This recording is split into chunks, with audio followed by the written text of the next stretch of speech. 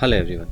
Today I'll be sharing a video where I did a slight mistake which has created a complication. This was a routine phaco under topical anesthesia where I created a decent size capsular access and made two ports, side ports and one clear corneal incision 2.2 millimeter.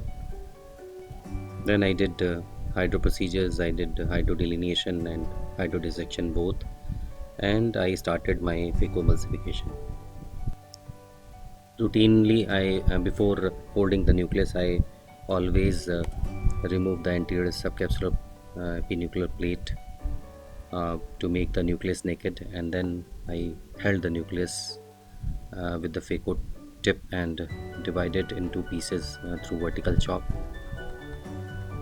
This was an old male patient, and he was on tamsulosin. You can see pupil started constricting, and the iris has become more responsive.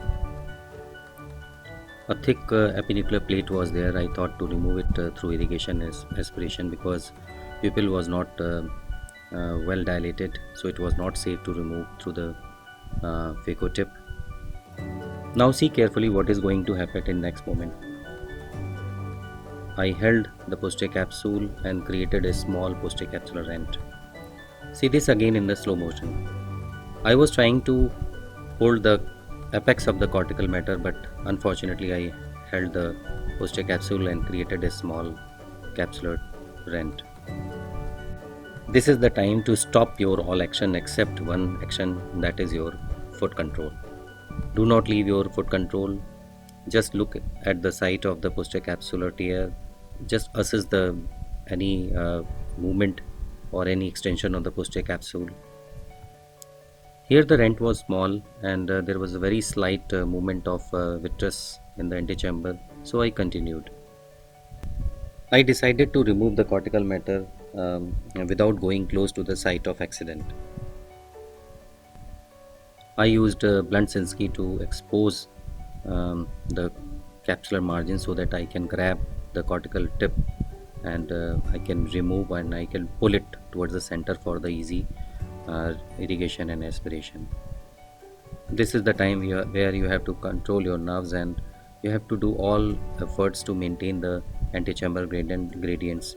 If there is a sudden collapse of antechamber, then obviously the stress will bulge anteriorly and it will extend the posterior capsular tear.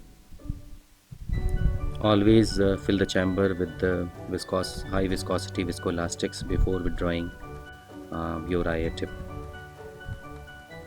Here I decided to implant the IVL first. Because the posterior capsular rent was small and there was a slight movement of vitreous anteriorly, so I decided to uh, cover the site of tear with the IVL, and by using the IVL as a scaffold for the removal of the remaining cortical matter. Mechanically, I pushed the IVL behind the cortical matter, and I brought the whole of the cortical plate anterior to the IVL. I decided to use the irrigation aspiration tip for the removal of chunk of cortical matter, and successfully I removed majority of them. But during my maneuver, there was a slight movement of vitreous from the edge of IVL, which shifted the IVL eccentrically. I used diluted triamcinolone to highlight the vitreous present in antechamber. Somehow I managed this case successfully, and next day patient was comfortable. The implant was in the bag, and it was having a PC rent, and there was no vitreous in antechamber. I know your approach might be different in such scenarios, and that is the beauty of medical science. Please do comments, and please feel free to give your critics. Thanks for watching.